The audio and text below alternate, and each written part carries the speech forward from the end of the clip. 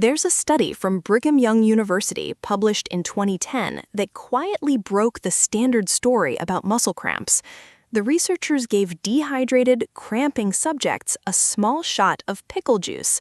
The cramp shut down in about 85 seconds, around 49 seconds faster than water. Here's what made it strange. When they tested the subject's blood 5 minutes later, almost nothing had changed. No spike in sodium, no change in plasma volume. The pickle juice never made it past the throat in any meaningful amount before the cramp was already gone. The researchers had to come up with a completely different explanation for why it worked. That study cracked open something the supplement world has been quietly ignoring ever since. The thing that stops a muscle cramp isn't always what's in the muscle. Sometimes it's the signal you send through your mouth. Strange, but true. Why does any of this matter for you? Because the most popular bedtime drink for nighttime leg cramps right now, magnesium powder mixed with lemon and warm water, is being sold to you backwards. Almost every video covering this drink calls magnesium the active ingredient and treats lemon as flavor. The newer research suggests it might be the other way around. The lemon is doing measurable neurological work, the magnesium is doing slower background work, and depending on which version you bought off the shelf, it might not be doing much of anything at all. By the end of this video, you'll understand exactly what's firing in your leg at 2 a.m., why the sour taste of lemon can interrupt it, why 2 major trials proved the cheapest magnesium on the shelf doesn't work, the protocol that matches what the research used, and the people who should skip this entirely. Quick note before we get into it. Everything here is educational, not medical advice. If you're on prescription medication or managing a condition, talk to your doctor before adding anything new to your routine. With that out of the way, let's get into the science. The first thing to fix is where the cramp is actually starting. Most channels covering this topic open with some version of "you're cramping because you're low on magnesium" or "your electrolytes are out of balance." A clinical review in American Family Physician, published in 2012 by Allen and Kirby, took a different position, and that position has only gotten stronger as research has accumulated. Idiopathic nocturnal leg cramps are probably caused by muscle fatigue and nerve dysfunction, rather than electrolyte abnormalities. Studies on people who get these cramps consistently don't show consistent mineral deficiencies. Their blood work looks normal. The cramp doesn't start because the muscle ran out of something. It starts in your spinal cord. Specifically from a group of nerves called alpha motor neurons. These are the wires that fire muscle contractions. In a healthy nervous system, they fire when your brain tells them to. In nocturnal leg cramps, they start firing on their own, a kind of electrical hiccup. The muscle is the victim of that misfire, not the source of it. Big distinction. The current StatPearls review describes this as excessive firing of motor nerves, which is why cramps are often grouped with conditions like fasciculations and benign nerve hyperexcitability, rather than with electrolyte disorders. That single shift changes the whole question. If the muscle isn't out of magnesium, throwing magnesium at the muscle isn't the obvious fix. The fix is calming down the nerve. There are 2 ways to do that: slowly, by adjusting the chemistry of your nervous system over weeks, or quickly, by hijacking a sensory reflex that already exists in your throat. Let's start with the fast way, because this is the part that almost nobody covers correctly. When you taste something intensely sour, like lemon juice, the acid hits sensory receptors at the rear of your mouth and throat, called TRP channels, specifically TRPV1 and TRPA1. These are the same receptors that fire when you eat hot peppers or strong mustard. They're not taste buds in the normal sense. They're chemical alarm systems. When they activate, they fire a strong signal up the vagus and glossopharyngeal nerves into the brainstem, and from there into the spinal cord. That signal does something specific. It dampens the firing rate of the same alpha motor neurons that are misbehaving during a cramp. The Miller pickle juice study from 2010 cut cramp duration roughly in half, and the only chemical doing the work was the acetic acid in the brine, vinegar, activating those throat receptors.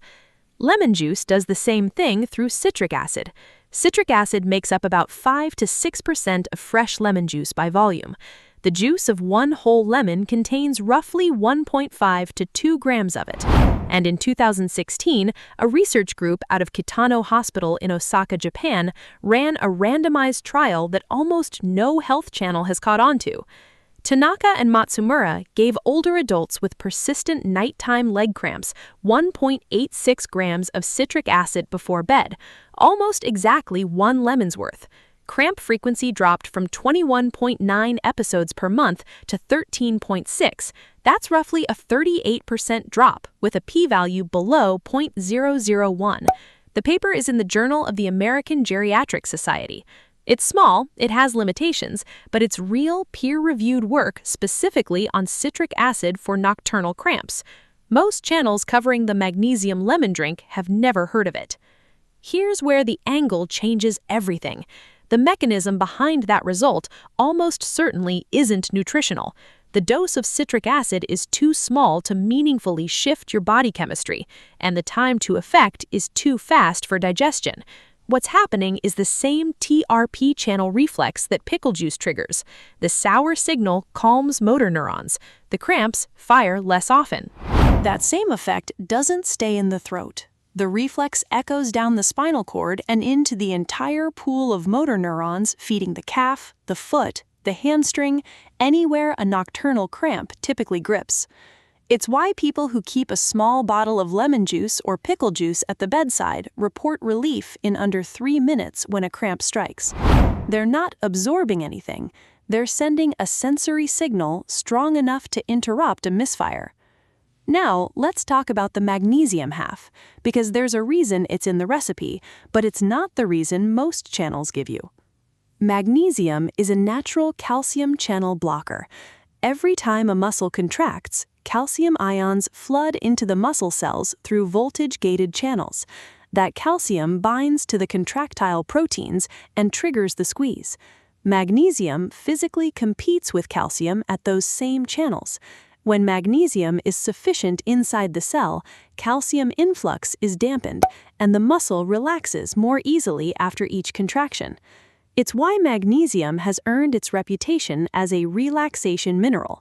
The mechanism is solid. It's just slow, measured in hours and weeks, not seconds. Magnesium also blocks something called the NMDA receptor in your central nervous system. This receptor sits on excitatory neurons, and when it opens, it lets calcium pour in and ramps up nerve firing. Magnesium plugs that channel until the neuron is strongly stimulated. When you have enough magnesium in your system, your motor neurons are less twitchy by default. They cross the threshold for misfiring less easily. There's also a third piece nobody mentions. Every molecule of ATP in your body, your energy currency, has to be bound to a magnesium ion to be biologically usable. Muscle relaxation is an active, energy-burning process. The cell has to actively pump calcium back out after each contraction. Low magnesium means slow ATP, which means slow calcium clearance, which means a muscle that takes longer to let go.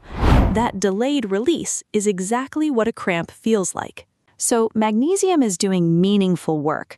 The problem is that 2 large randomized controlled trials testing the cheapest, most widely sold version, magnesium oxide, found it no better than placebo for nighttime leg cramps in non-pregnant adults. The 2017 trial, led by Rogin Mayor and colleagues in northern Israel, was the larger of the 2. They gave 94 older adults with persistent cramps either magnesium oxide, equivalent to 520 milligrams of elemental magnesium, or a placebo for 4 weeks.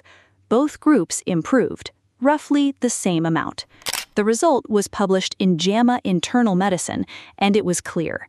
The apparent benefit people had been reporting was almost entirely a placebo effect. Most channels get caught flat-footed here.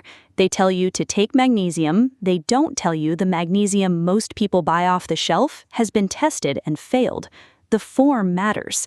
Magnesium oxide is cheap because the body absorbs only a small fraction of it. The rest passes through. The forms with the strongest case for cramp prevention are magnesium glycinate, where the magnesium is bound to the amino acid glycine, and magnesium citrate. Glycinate has an interesting bonus. Glycine itself is an inhibitory neurotransmitter in the spinal cord, which means it independently calms motor neuron firing. You're getting 2 anti-cramp signals for the price of 1. There's one more positive trial worth knowing about.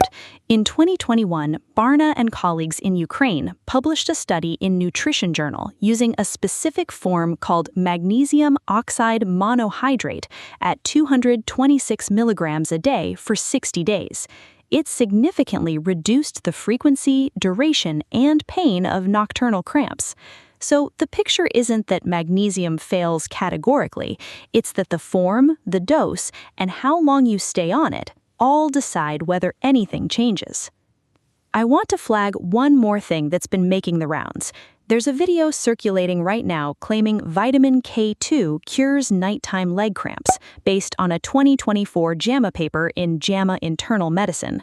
The original paper was retracted and replaced in May of 2025 over data integrity concerns flagged in public peer review. The replacement is much more cautious about its conclusions, so if you've seen K2 sold as the new fix, the evidence behind that headline is shakier than it looked. The right way to think about this drink is as 2 interventions stacked together. The lemon is your fast-acting nervous system calm down. The magnesium works slowly in the background, raising the threshold at which your motor neurons misfire. They take different routes to the same outcome, fewer cramps. Once metabolized, the citric acid in lemon also produces bicarbonate, which has a mild alkalinizing effect on the blood, and citrate feeds directly into the Krebs cycle, your cell's main energy production pathway, which may help fatigued muscles recover. The small amount of glycine that comes along with magnesium glycinate has independent sleep evidence behind it, with research showing shorter sleep onset and improved subjective sleep quality. So the drink isn't only stopping cramps, it's helping you fall asleep before the cramp window opens. For the basic, well-known stuff, magnesium is involved in over 300 enzyme systems, supports normal nerve function, contributes to your body's stress response, and chronic low magnesium is common in people eating a low-vegetable, high-processed food diet. All of that is true. None of it is new. The point is, those broad benefits don't fully explain why this particular drink works for cramps, and the channels that stop there are leaving the most useful information on the table. Now for what to actually do. If you're going to try this, the dose that matches the research looks like this. For the lemon, you want roughly the juice of 1 whole fresh lemon, about 1 ounce to 1.5 ounces, which gives you the 1.5 to 2 grams of citric acid that the Tanaka trial used. Bottled lemon juice has lower citric acid concentration than fresh, so squeeze a real one. For the magnesium, aim for 200 to 400 milligrams elemental, and read the label carefully. A 1,000 milligram capsule of magnesium glycinate is not 1,000 milligrams of magnesium. The compound is only about 14% elemental by weight, so what looks like a high dose on the front of the bottle is often a fraction of that on the supplement facts panel. Look for the line that explicitly says elemental magnesium. Form matters more than dose. Skip plain magnesium oxide. Magnesium glycinate is the cleanest first choice. Well absorbed, gentle on the gut, and the glycine adds an independent calming effect. Magnesium citrate is the backup. Also well absorbed, but it has a mild laxative pull at higher doses or for sensitive stomachs. Mix the lemon juice and the magnesium into 8 to 12 ounces of warm water and drink it 30 to 60 minutes before bed. Why that window? Magnesium peaks in your blood roughly 2 to 4 hours after dosing, which puts the peak right in the 2 to 4 a.m. zone, when nighttime cramps cluster most heavily. Earlier than that, and the magnesium is washing out before you need it. Later, and you'll wake up to use the bathroom, which defeats the purpose. 2 add-ons that do measurable work. A small pinch of salt, about 1/8 teaspoon, supports overall electrolyte balance, especially if you're on a diuretic or sweat heavily. And before you lie down, spend 30 seconds stretching your calf, heel on the ground, leaning into a wall. The reason this matters has nothing to do with flexibility. When you sleep with your feet pointed downward under heavy blankets, the calf muscle stays in its shortest position for hours, and a shortened muscle is a primed muscle for misfiring. The stretch resets the muscle spindle. It's free. Head-to-head with most supplements, it holds up surprisingly well. For acute relief, the moment a cramp hits, sip a small amount of the lemon water and let it sit on the back of your tongue before you swallow. That's where the TRP receptors are concentrated. You're not trying to absorb anything, you're trying to fire a sensory signal. Most people who try this report the cramp easing within a minute or two. Give the full nightly protocol 2 to 4 weeks before you judge it. Tanaka measured outcomes at 30 days. The Barna Magnesium study went out to 60. If you see nothing after 6 to 8 weeks of consistent use, the cramp probably isn't responsive to either lever, and that's information. It points toward a medication review or a workup for something like venous insufficiency or peripheral neuropathy. A few people should not do this routine, or should do it with extra care. If your kidney function is impaired, particularly if your eGFR is below 30, magnesium can build up to dangerous levels. Talk to your doctor first. The same goes for anyone with severe heart block or myasthenia gravis, since magnesium can worsen both.